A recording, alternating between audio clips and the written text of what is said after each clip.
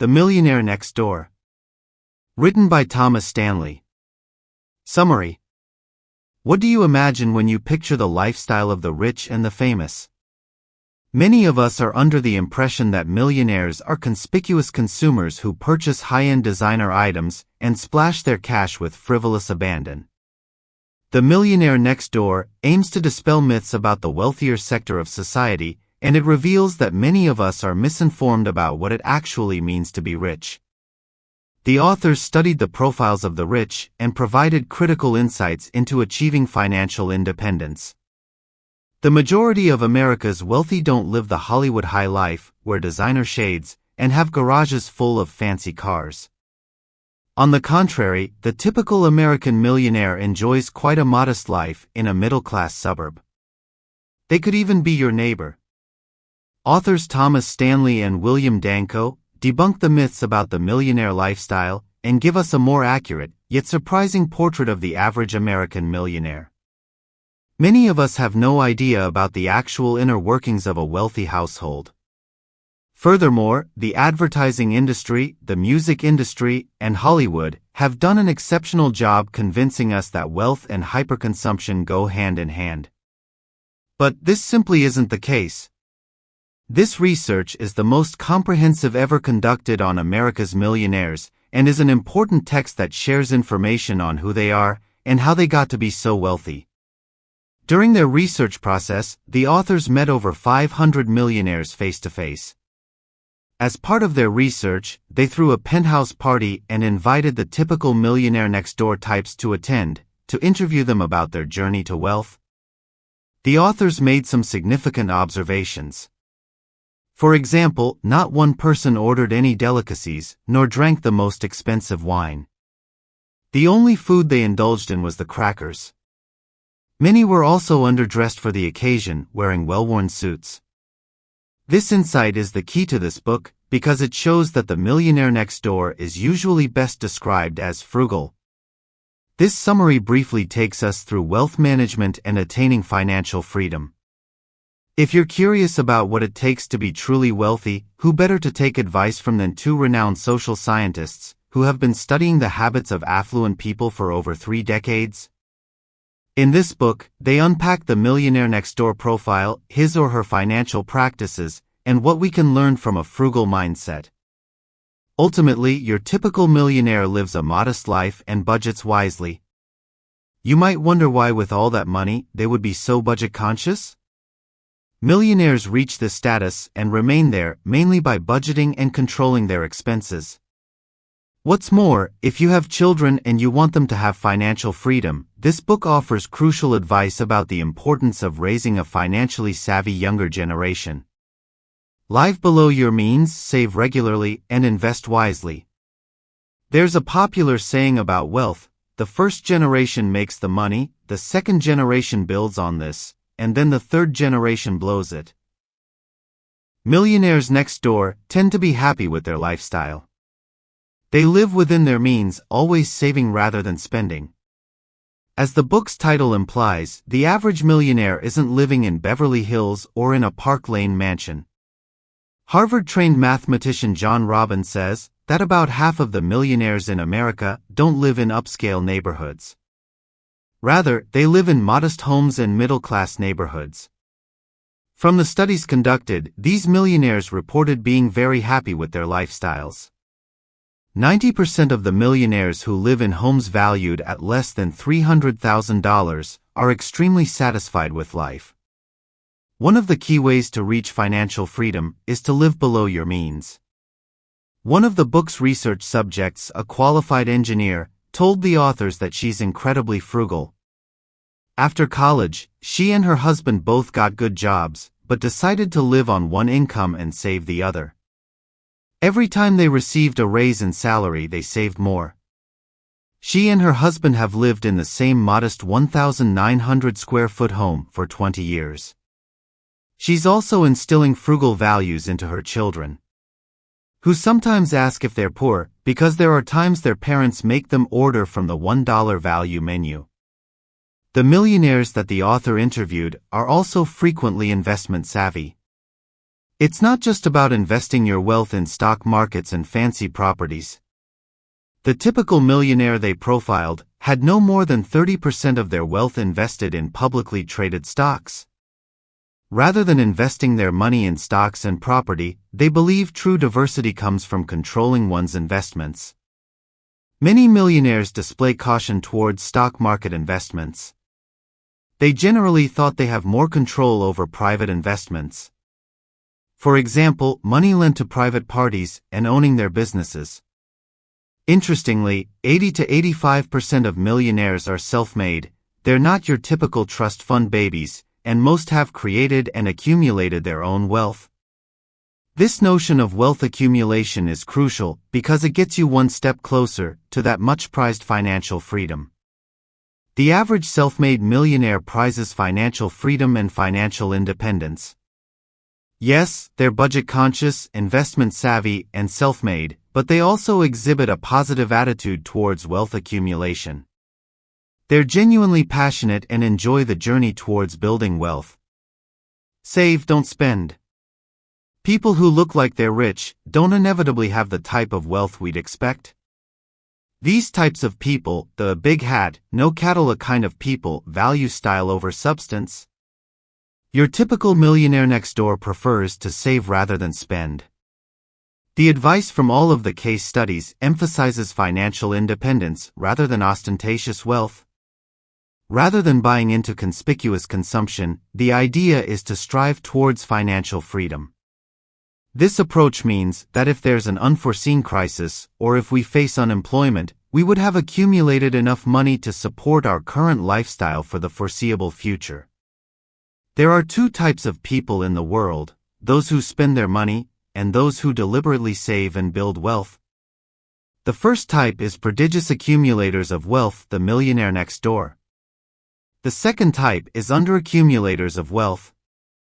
To become a prodigious accumulator, we need to build wealth efficiently, use our time correctly, budget, live below our means, and invest carefully. How are you currently feeling about your credit or debit card situation? A lot of us are underaccumulators because we survive from paycheck to paycheck. Many of us might be spenders who ignore budgets and wise investments. Many of us also fall victim to wealth-destroying impulse purchases.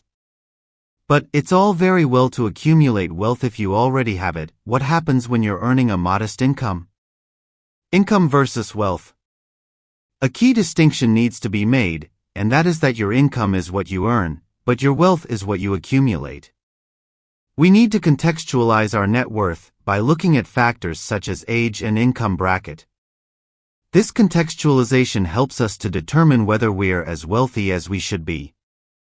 To calculate our wealth, there's a simple formula: multiply your age by your annual pre-tax income and then divide that number by 10.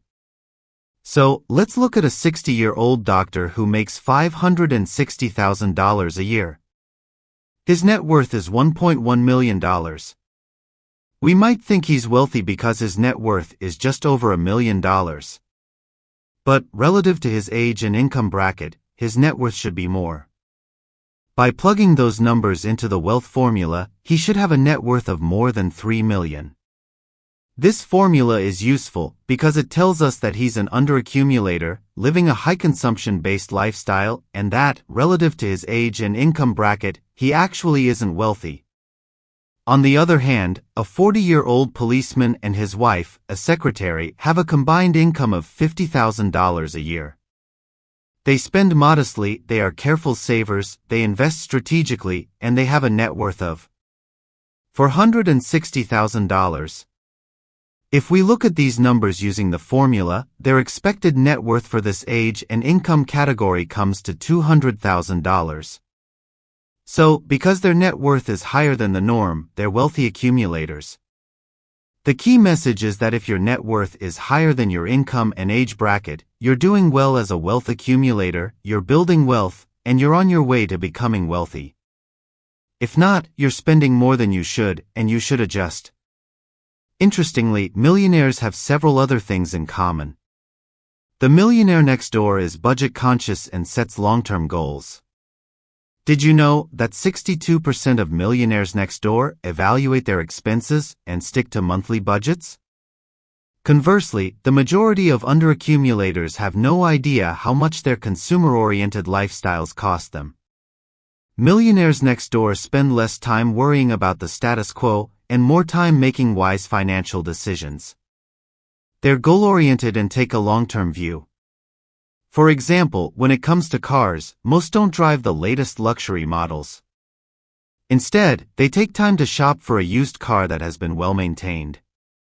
They avoid loan repayments and purchase cars using cash instead. Their goal isn't to spend on luxuries and to acquire material possessions, but to achieve financial freedom.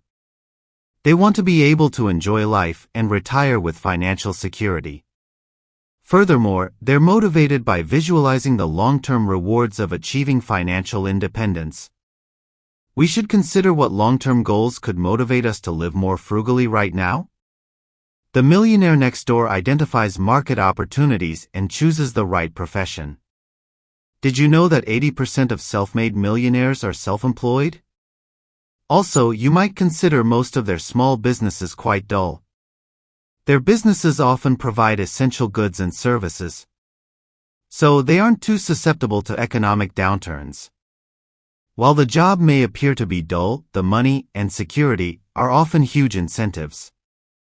However, this isn't to say that you have to be the entrepreneurial type to accumulate wealth. A common denominator among the many interviews with self-made millionaires is choosing a profession where their skills and services are in demand. The millionaire next door tends to avoid spending money on economic outpatient care. Did you know that more than 46% of wealthy Americans support their adult children and grandchildren? Millionaires next door are mindful of how much money they gift their children. The average financial gift that wealthy Americans give to their children or grandchildren is at least $15,000 each year. 1 in 5 of these children are in their 40s and 50s. Furthermore, 61% provided forgiveness loans to their relatives, meaning they weren't expecting the money back. 59% helped their children buy new homes, and 43% paid for their grandchildren's private school tuition. Although it may seem like excellent parenting, these gifts tend to create dependency. While the money does help their children establish themselves, these gifts tend to go on for decades. As a result, those parents who assist their children and grandchildren have significantly less wealth than their counterparts within the same income category. The point is to avoid economic outpatient care because it diminishes your financial security and your child's financial independence. Children who receive subsidies tend to be underaccumulators. In other words, the more they receive, the less they accumulate. These gifts or handouts often lead to further consumption because they trigger more spending to keep up with their high-status lifestyle. Children also frequently develop a sense of entitlement to their parents' wealth and rely on credit to fill the gaps while waiting on gifts. This all, of course, creates a cycle of dependency. Successful children from wealthy households tend not to get cash gifts from their parents. Their parents have also instilled the values of frugality, discipline, and independence. The idea is to teach your children how to invest well and to spend wisely. In conclusion, all of us would like to have financial independence and freedom. We don't want to have to worry about our retirement.